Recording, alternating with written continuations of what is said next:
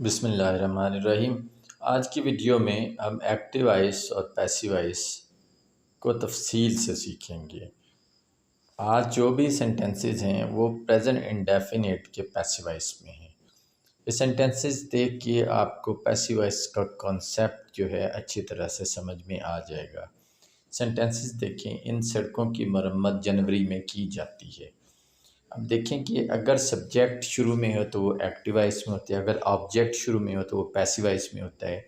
अब अगर किसी सेंटेंस में सब्जेक्ट हो ही ना तो फिर ऑब्जेक्ट को ढूंढना पड़ता है।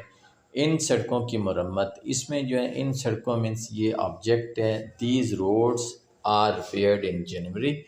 बुरे लड़कों को क्लास से बाहर निकाल दिया जाता है। Bad boys are expelled from the class. चोरों को जेल क्यों भेज दिया जाता है? Why are the thieves sent to jail. एक साल में कितने घरों की तामीर की जाती है? How many houses are constructed in a year. अब इन चारों सेंटेंसेस में आपने देखा कि सब्जेक्ट नहीं था, ऑब्जेक्ट था। तो पैसिव वॉइस में तरतीब आप जानते हैं, सबसे पहले ऑब्जेक्ट, उसके बाद हेल्पिंग वर्ब, उसके बाद वर्ब की थर्ड फॉर्म, उसके बाद बाय अगर ज़रूरत हो, तो लास्ट में जो है सब्जेक्ट चला जाता है।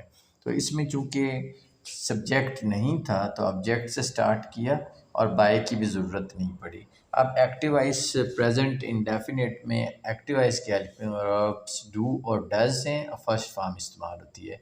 पैसिव वॉइस में इज़, एम, आर हैं और थर्ड फॉर्म इस्तेमाल होती है। आपका बस सिर्फ यही याद रखना है। तो एक्टिव वॉइस के हेल्पिंग वर्ब्स क्या हैं, पैसिव वॉइस के क्या हैं। ये टेंस था प्रेजेंट इंडेफिनिट।